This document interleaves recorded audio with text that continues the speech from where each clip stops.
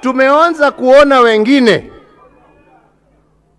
wakianza siasa ya mgawanyiko, na wana haya wakiongea haya, wanaongea haya mbele ya wakubwa wa nchi, na wanasimama na wanaongea mambo ya kuchochea, mambo ya kulete vita, mambo ya kugonganisha Wakenya, na hakuna mtu ambaye anasimama hapo kusema msiongee vile mnaongea.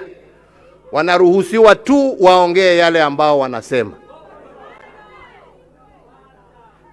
Sisi kama taifa, na ni vizuri tuambiane ukweli, kwa sababu tusipoongea ukweli tutarudia makosa ambaye tumefanya nchi hii.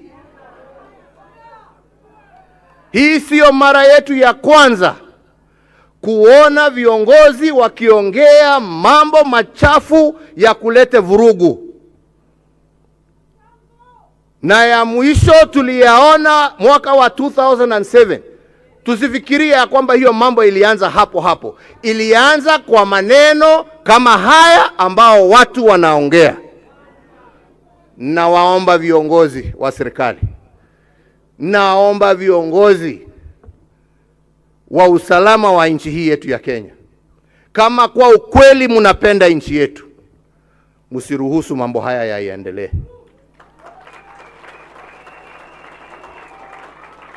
Mukitaka wema na amani ya nchi, viongozi wauze sera. Uza sera. Na mimi nawauliza, hata nyinyi kama wana Jubilee, tuuze sera. Tuuze yale ambaye tunataka kutendea wananchi, na tusibague wananchi. Tuuze sera zetu, kazi yetu, kwa sababu unashindwa. Haihitaji mtu awe ni mwerefu sana kujua shida iko wapi, kusema ya kwamba ati watu wakiwa na hii na hii na hii, kwa nini hawakufanya? Hapana, kila wakati na wakati yake. Sisi tumeenda, nyinyi ndio mpo. Sisi tulijaribu kwa vile tuliweza. Nyinyi pia deal with the issue. Na issue ni simple. Wenzangu, issue ni simple.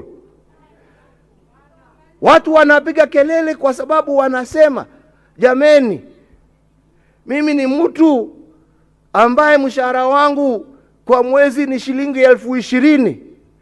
Hiyo 20,800 inaenda kwa petroli peke yake, kwa matatu kuenda na kurudi nyumbani. 12,000 inaenda kwa nyumba ambaye nimekodesha.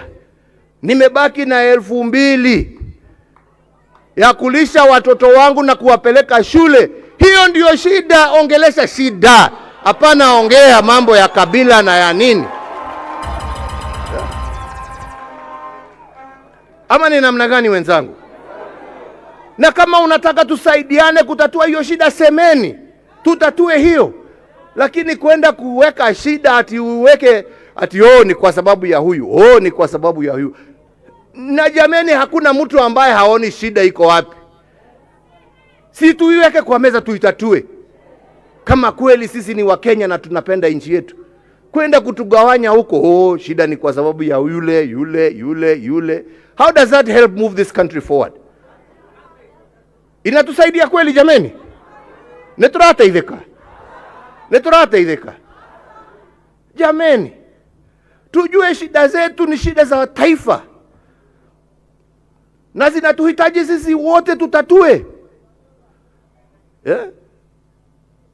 Jameni, Wakenya hawatakula maneno wakiwa na njaa, wataka chakula. Mtoto hatasomeshwa na maneno, ni turekebishe maneno ya mashule.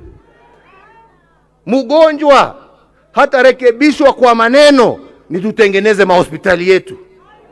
Barabara hazijengi na maneno, ni tujenge barabara. Na mambo yale mengine ambaye inahusu Wakenya. Na mambo haya haina kabila, haina rangi, haina dini, haina lolote, yahusu kila Mkenya pahali popote ulipo jameni.